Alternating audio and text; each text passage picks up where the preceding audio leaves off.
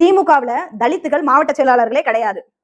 திமுகவின் அமைச்சரவையில ரொம்ப நாளா ஆதி திராவிடர் நலத்துறை மட்டும் தான் கொடுத்துக்கிட்டு இருந்தீங்க. என்னை போன்றவர்கள் தொடர்ச்சியா விமர்சிக்க 2, 3 அமைச்சர்கள் கொடுத்தீங்க. தலித் இயக்கங்கள், கட்சிகள் உங்க கூட்டணியில இருந்தா அவங்களுக்கு மரியாதை கொடுக்கிறது கிடையாது. திமுக கூட்டணி ஆட்சி நடத்துவோம்னு எந்த இடத்துலயும் சொல்லல.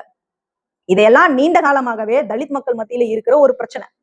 சரி, இதெல்லாம் அதிகார பகிர்வு, அரசியல் கட்சி ஆட்சி அதிகார பகிர்வு இதெல்லாம் தாண்டி நாம போகணும்னு நினைச்சா கூட எங்களுக்கு நடக்கிற தீண்டாமை பிரச்சனையில நீங்க என்னவா நடந்துகிட்டீங்க, செயல்பட்டீங்கன்னு ஒண்ணு இருக்குல்ல.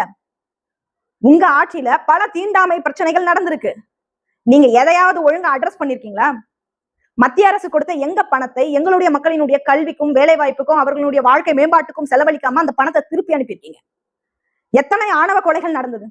தீர்வு கொடுக்க முடிஞ்சுதா? அரசு பணிகள்ல இடஒதுக்கீட்டை முழுமையா நிறைவேற்ற முடிஞ்சுதா? இப்படி எதையுமே பண்ணலையே. என்னை பொறுத்த வரைக்கும் ஒரு கட்சியை வெற்றி பெற வைப்பதும் வீழ்த்துவதும் தலித் மக்கள் தான். ஏன்னா ஓட்டு போடணும்னா முதல்ல ஓட்டு போடுறவங்க, தெருவுக்கு வந்து கொடி பிடிக்கிறவங்க, கோஷம் போடுறவங்க, கட்சியை வளர்க்கறவங்க தலித் மக்கள் தான். இதுதான் வரலாறு, கடந்த கால வரலாறா இருக்கு.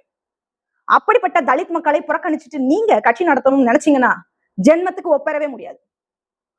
திரு விஜய் கடந்த சட்டமன்ற தேர்தல்ல வெளிப்படையா பாபா சாஹேப் அம்பேத்கர் அவர்களுடைய படத்தை வச்சு பிரச்சாரம் பண்ணார்.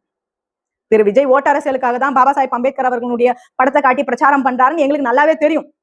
அதே ஓட்டு அரசியலுக்காக கூட நீங்க அந்த அரசியலை பண்ணலையே. ஒரு அரசியலுக்காக கூட நீங்க அதை செய்யணும்னு முன் வரலையே. சரி, ஒடுக்கப்பட்ட மக்களின் தலைவர்கள் உங்க கூட்டணியில தானே இருந்தாங்க. அவங்களுக்கு நீங்க என்ன மரியாதை கொடுத்தீங்க? 1 சீட்டுக்கும் 2 சீட்டுக்கும் எவ்வளவு அலைய விட்டீங்க? அந்த தலைவர்களை அவமானப்படுத்தினீங்க. ஆட்சி அதிகாரத்துல கூட்டணி கட்சிகளுக்கு 2 அமைச்சர் கொடுக்கறதுல உங்களுக்கு என்ன கஷ்டம் வந்துட போகுது? கூட்டணி ஆட்சியெல்லாம் கிடையவே கிடையாதுன்னா எப்படி? காலம் மாறுது இல்ல சார். அப்படி மாறிய காலம் தான் இன்னைக்கு உங்களுக்கு ஒரு மிகப்பெரிய பாடத்தை உணர்த்தி இருக்குல்ல. நீங்க தேர்தலுக்கு முன்னாடி கூட்டணி ஆட்சியெல்லாம் கிடையாது ரொம்ப திமிரா சொன்னீங்க. மக்கள் கூட்டணி ஆட்சியெல்லாம் விரும்பலன்னு சொன்னீங்க. ஆனா அப்படியெல்லாம் கிடையாதுன்னு நடைமுறையில ஒரு கூட்டம் இதை சாதித்து காட்டிடுச்சுல, நடைமுறை பண்ணி காட்டிடுச்சுல கூட்டணி ஆட்சிய.